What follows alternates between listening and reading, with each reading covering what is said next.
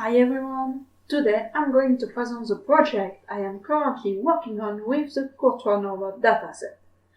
This work is a collaboration between the University of Montreal and IMT Atlantique, a technical university located in Brest in France. This collaboration gives me the opportunity to work with the Courtois Normal research team dedicated to the elaboration of the Courtois Normal dataset and the development of artificial neural networks replicating a variety of brain functions, as you've seen in the presentation from members of the team in the previous month. But I also work with the brain research team, whose core research aims at finding better representation for artificial intelligence brain functions, in particular using deep learning and graph, with application in computer vision, neuroimaging, and audio. So, in the last year, I've dedicated my time to develop what we call a non-coding model of natural auditory processing, based on the sub-datasets Movie10 and Friends from the Courtois Normal datasets. But what is exactly a non-coding model in the context of fMRI, will you ask?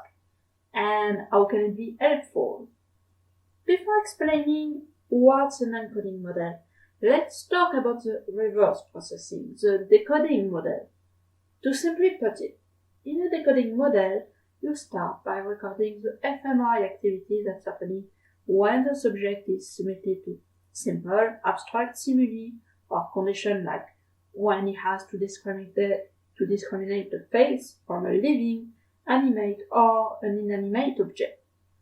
Then, when the subject faces more complex stimuli, you can try to decipher, to decode the resulting activation into multiple, more simple activation, linked to those you found in the first part. That way, the decoding model aims at understanding which type of processes are present in this complex context. Conversely, a non-coding model attempts at predicting brain activity given a stimulus. Here, instead of trying to identify separate simple brain processes, you record the fMRI activity as a whole with all the complexity and the interaction that can exist between brain regions. Once this model is created, you can use it to understand what kind of processes are used for different kinds of stimuli, what is the brain ecological context to these processes, and how different processes relate to each other. So now we know a bit more what is a non-coding model and how it can be used. But in practice, how does it work? How do you create a non-coding model? Here, we're going to focus on the use of deep neural network, a field that has grown a considerable interest in the neuroscience community during the past decade. I won't explain each and every aspect of what is a neural network and its constituents, as it will be far beyond the scope of this presentation.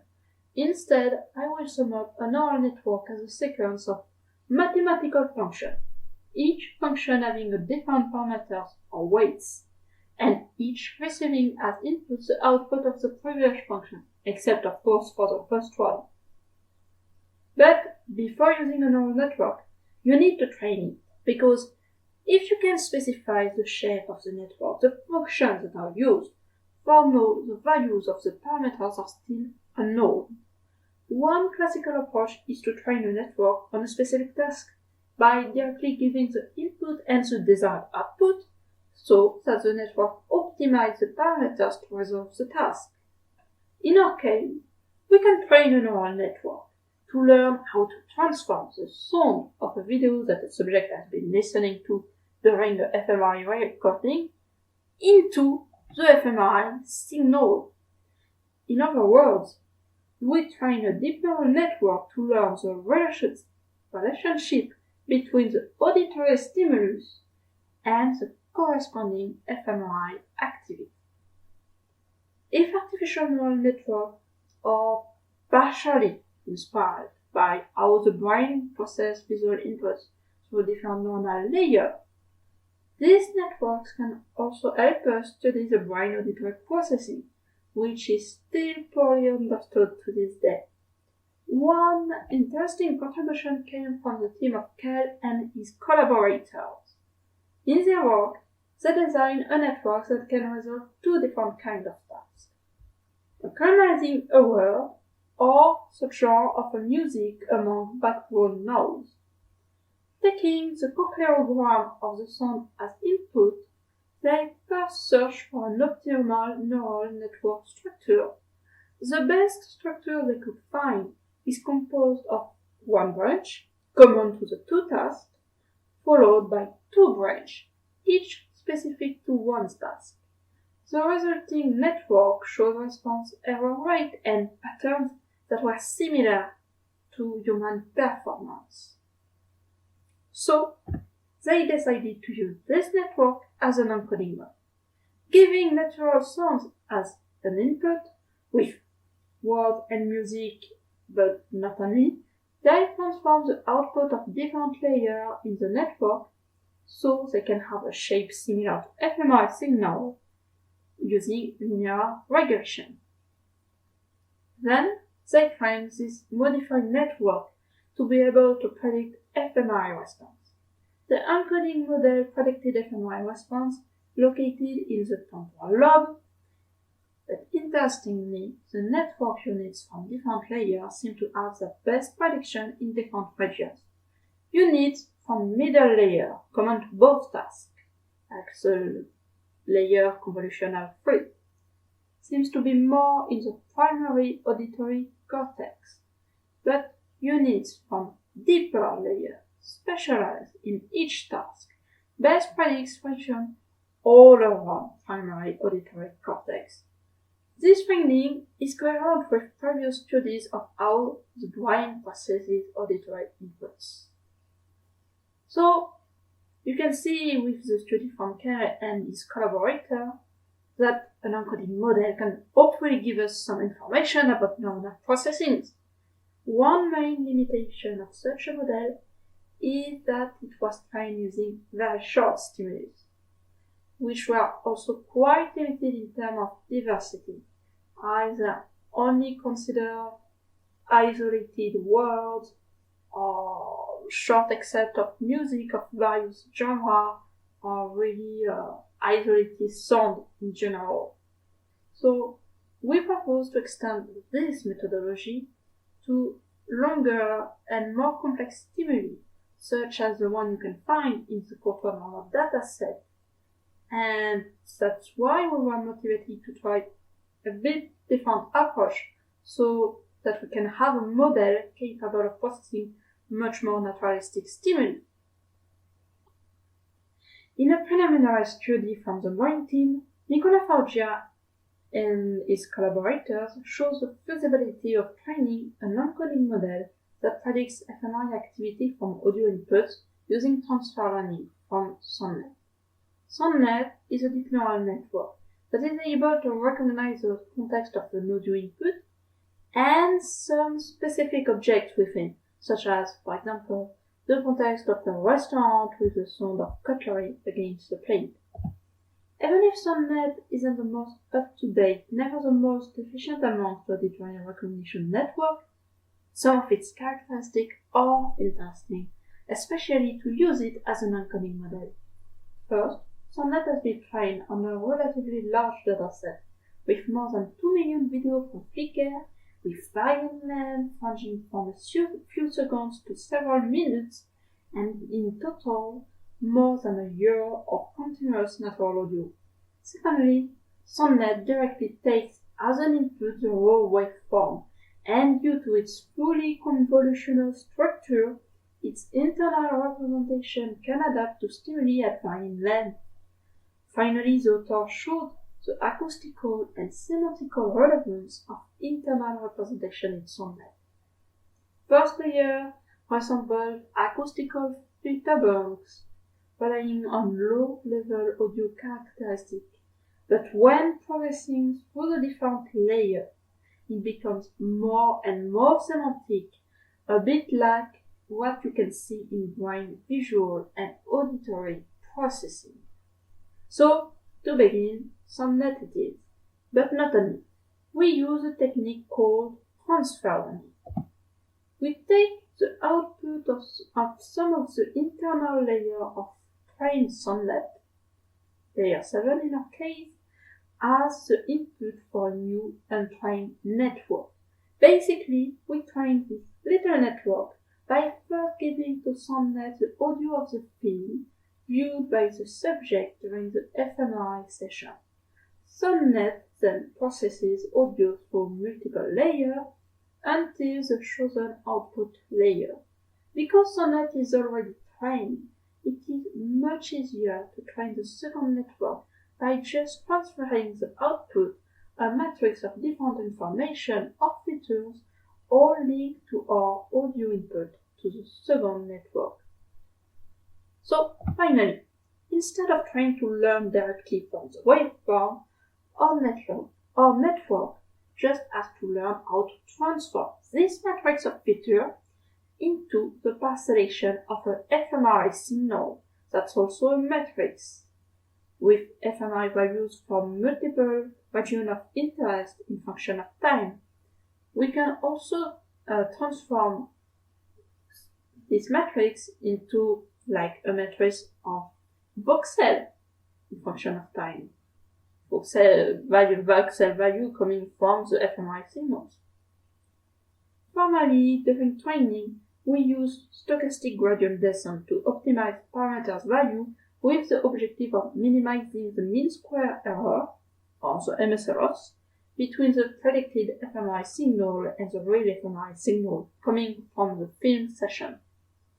Through multiple experimentation, we try different setups such as learning and trying to predict from the same film, or learning from the first viewing of film by a subject, and trying to predict from the second viewing of the subject. So the stimuli is the same, but the time and the fMRI recording are different. We also try to learn from one season of the show, Friends, and trying to predict the fMRI signal for the second season. So we have two stimuli that are quite different, but similar in a way, and two different fMRI recording. For this last training, we decided to try fine-tuning the last layer of SONNet, as the friend dataset is much more important in size than movie 10, otherwise the number of parameters to train could have been not sufficient enough. So I'm going to introduce you to some metrics we have used to evaluate the model for the different experimentation. The MSLRs that are presented a bit before can be helpful to evaluate how fast the training can be and detect if there's any problem. The R-square score is our main metric to evaluate the efficiency of our network. With it, we can estimate how much the training feature of our model can contribute to the fMRI signal. The bigger the R-square score, the better the prediction. If the maximal R-square score shows which region our model better predicts, the mean of all R-square score values from all regions of interest also help us to evaluate if our network tries to learn from all values and doesn't try to overfit a solution with only a few values. So in the next slide, I will only present the maximal R-square evolution, as it's going to be a bit more clearer. In this first setup, we search to replicate the results from Nicolas Frangia and his collaborator and see if an encoding model can be created from the Courtois normal dataset. Generally, the pattern is similar between the four subjects. If an encoding model seems to be trained quite easily in less than 20 epochs, not all films are equals and never the subjects. Here you can see, and even in the next slide, generally subject 3 is one of the best subjects to create an encoding model from. And in the same way, it's not really clear on this slide, but for I don't know what reason, it's going to be interesting to evaluate what could be the origin of this problem, but some films like Hidden Figure are often the model has difficulty to learn from this film in general. Sometimes it can succeed to learn, but through multiple experiments, Hidden Figure showed to be one of the worst films to train the model from. So, as I said, some films seems to be more difficult for the model to learn, and some subjects make better predictors. When you look for the spatial localization of the maximal R-square score, some regions emerge, such as the spatiotemporal gyrus and the Herschel gyrus. Both of these regions are highly linked to auditory processing, which comfort us in the specificity of our encoding model. Training from one viewing of a film to the second viewing wasn't as successful. Again, if some subjects were a bit more better than others to be as input for a model to learn, the results coming whether from the parcellation that is shown here or the selected voxel were quite inconsistent in general. If you consider the previous result, you can think of different hypotheses. Yes, maybe this model has some difficulty to generate to new stimuli, but that's not the only hypothesis. We should also consider that the dataset we used was a bit small because we used only live, so it means 1 hour of training, and the second viewing of live, similarly 1 hour of validation testing. And we also used Hidden Figure, so it's like 1 hour and 30 minutes. But as I said before, it seems that Hidden Figure isn't the best input, isn't the best to create an encoding model. So we can say that maybe these results come from a problem of dataset size, or maybe the dataset itself. It could also be, it surely be, that the hyperparameters are not optimized enough. So we need to take more time to look for the different. We search a bit, but it is not enough, surely. Training from friends with fine-tuning SOMNet makes us hopeful that our model is in fact capable of generalization, even if the hyperparameters were not optimal at all. As you can see through the overfitting of the training curve here, and the pattern is similar between all subjects. You can see that most of our subjects show a maximal validation R-square score up to 0.1, sorry, 0.1. That's a classical score. That was a classical score through all of our experimentation, and the R-square localization was far more coherent. Because you can see here we are in the temporal gyrus, it's much more closer to what we have in the first results.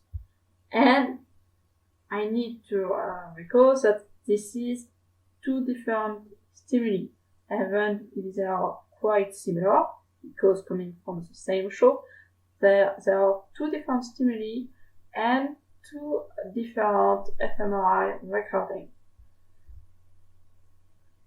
So I think this is quite interesting, and we are really hopeful to have better results if we optimize a bit more hyperparameters. We also did the same kind of study on the auditory voxels, and it was it showed even greater results, which is quite coherent because auditory voxels are like focused on the auditory regions and not it's not the whole brain, it's only the auditory region. So if we want to create an encoding model of auditory processing, of brain auditory processing, if the input came from only the auditory cortex, well, you have more chance to have better results, to have better R-squared score. As you can see here, the score is like, for most of the subject is up to 1.3. It's a score we never had before for all of our experiments. So yeah, it makes us even more hopeful to have great results with training on friends, and also with fine-tuning SONNET. In a similar way than before, learning seems more than possible and generalization. So through this different experimentation, we have shown that creating an encoding model of auditory processing with naturalistic, complex stimuli is perfectly feasible.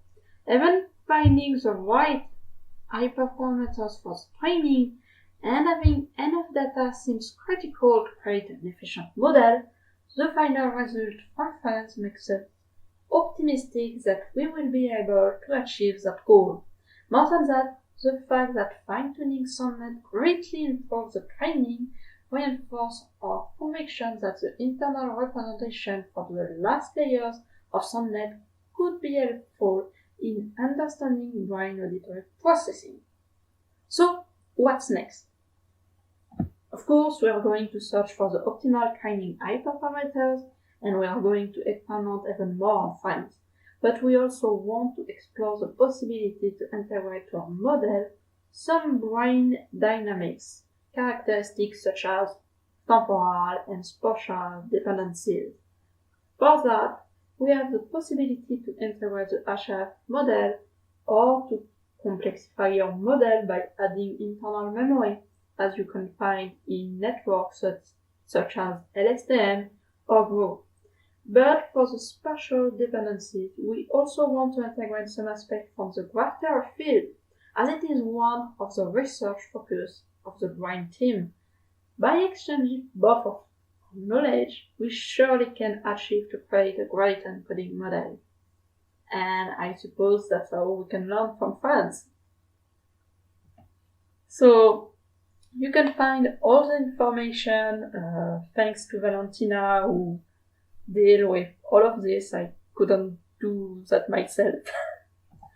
And the acknowledgement I sincerely thanks everyone in the Norma team and the brain team for the help and to support me, even if it wasn't always easy, I suppose.